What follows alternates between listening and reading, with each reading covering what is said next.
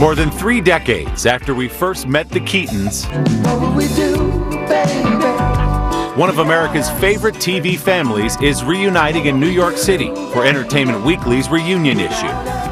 Just watching you guys before we even got started here, that it comes right back. I mean, those old relationships. This is such a quality group of people on that show. Like every single one. Just a great collection of people. It's cliche to say that it was like a family and everybody was just so great. We all loved each other, but we really did. It's a love that spanned 7 successful seasons. Been 33 years since the series started, 26 and a half or so since it ended. Does it feel to you all like it's been that long? Cannot conceive that it's that long. I'm 42 years old. Okay, that helped. Which is 7 years older than I was when I first played her father. Yeah. I definitely, I feel like I was 35. I remember turning 35 and thinking, wow, this is the age that Meredith and Michael were when they started the show. Why am I alive? In between laughs, the show tackled hot-button issues with free-spirited parents Steve and Elise Keaton, played by Michael Gross and Meredith Baxter, mixing it up with their son, Michael J. Fox's iconic young Republican, Alex P. Keaton. Immature thing I have ever seen in my life. I did the teeth. Justine Bateman played fashion-obsessed middle child Mallory, and Tina Yothers was the tomboy little sister Jennifer. In season 3, little brother Andy joined the family. This is everything you'd want in a president. Alex, put this away. You'll frighten him. It was such a show that captured that moment in time in America. It was about the 1980s. It was about baby boomers and liberalism versus their son, who was conservative. Michael, what do you think that show said about the age it lived in? You have a kind of understanding in a way that we're struggling for now. I mean, you can't joke about the schism between the left and the right. It's so angry and it's so charged. I mean, it was funny. We were so political, but it wasn't political at all. You're not Trisha Armstrong, are you? No, I'm Ellen Reed. The show launched Michael J. Fox's career, but it also launched a relationship with actress Tracy Pollan, his real-life wife of 27 years. I was there for a very short time. I was only there for 1 season, and in so many ways, it was such an important part of my life, both obviously personally and also in terms of my career, and it was such a short, intense period of time. But, I mean, it changed my life in every way. And their lives are still changing. Fox went on to appear in a few movies you may have heard of. Where? Back to the Future. You ready to put this to bed? Yeah, I'm ready. He's still acting and serves as the brave public face of Parkinson's disease, which he's battled for 24 years. Justine Bateman went back to school a few years ago. She enrolled as an undergraduate at UCLA, where she's now in her senior year studying computer science. Michael Gross recently guest starred on the Netflix hit Grace and Frankie. It was one night, Saul, and if it's any consolation, we were not compatible. In 2009, Meredith Baxter came out in an interview with Matt on Today. Well, I guess I should be willing to say that I'm a lesbian. She's now married to her longtime partner, Nancy. And Tina Yothers is raising a family of her own away from the bright lights of Hollywood. I'd tell you what's really cool too is that the show has lived on in reruns, and you can stream it and watch it online. So now there's a whole new generation of people your kids' age or even younger who know about Family Ties. Well, our kids won't go near it. I know. Our kids haven't seen one. Your kids haven't seen Family Ties? No, they get all squishy. And, Maybe our grandkids will like it, huh? yeah. What a treat to get to sit down with them, and the affection you feel between them, incredible. Tomorrow, the cast of Felicity reunites. Sha-la-la-la. Back at your local music. I'm good with all that.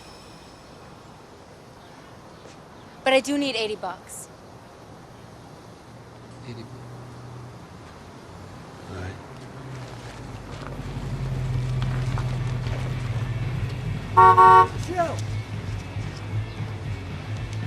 All I got is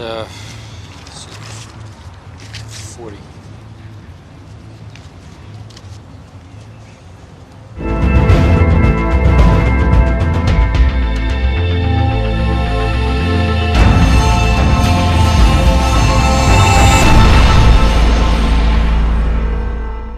promise, but look, I gotta go.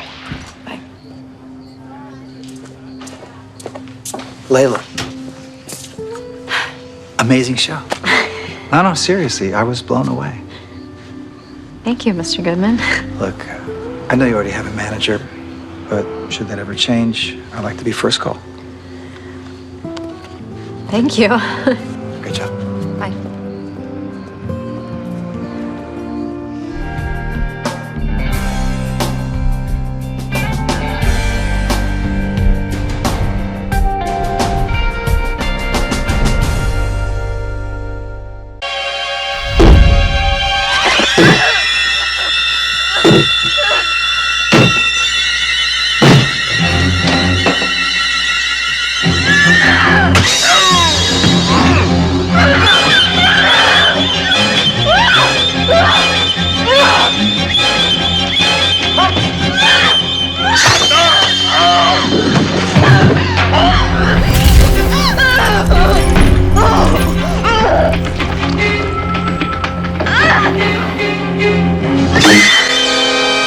Friday, Undateable goes live. With surprise guests, live music, audience participation, stand-up comics, extended scenes, live tweeting, Facebooking, Instagramming, Periscoping, Snapchatting, and a puppy giveaway. Undateable Live starts Friday on NBC. Don't let life stress out your skin. New Superstay Better Skin Foundation from Maybelline, New York. For all-day flawless coverage today, more even, better-looking skin in just 3 weeks. Bye-bye spots, dullness, and unevenness. New Superstay Better Skin. Baby, it's Maybelline. Bacon. So Tex. Fire roasted peppers and onions. It's Mex.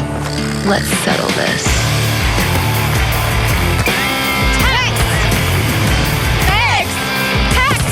Should we tell him it's both? Eventually. When Tex meets Mex, it's a win-win.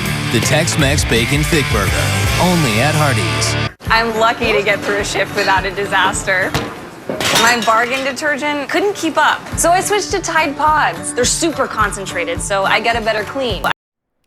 From VOA Learning English, this is the Help Report in Special English. The United Nations Population Fund says greater access to family planning methods would save developing countries more than $11 billion a year. A new UN report says the savings would come from reduced costs of care for mothers and newborn babies. The State of World Population 2012 report was released in November. It says over 200 million women in the developing world cannot get birth control or other family planning services.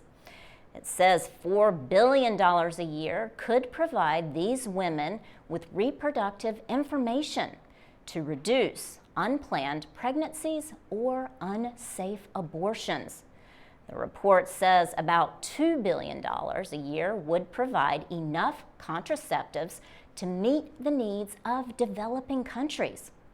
The report says increased access to family planning is a good economic investment.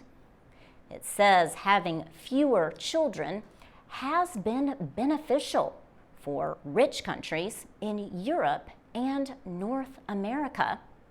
The UN Population Fund says 1/3 of the growth of Asia's tiger economies is the result of increased use of family planning services. Sub-Saharan Africa has some of the biggest unmet needs for family planning services. The report says modern contraceptives are not widely available in countries such as Chad and Niger. But contraceptives are not enough. There are social, political, and legal barriers that prevent access to birth control. In many cultures, women are encouraged to have large families and to avoid or limit the use of contraceptives. The Population Fund says family planning helps countries reduce poverty. A recent study said Nigeria's economy would grow by at least $30 billion if the fertility rate fell by just 1 child per woman in the next 20 years. For VOA Learning English, I'm Laurel Bowman.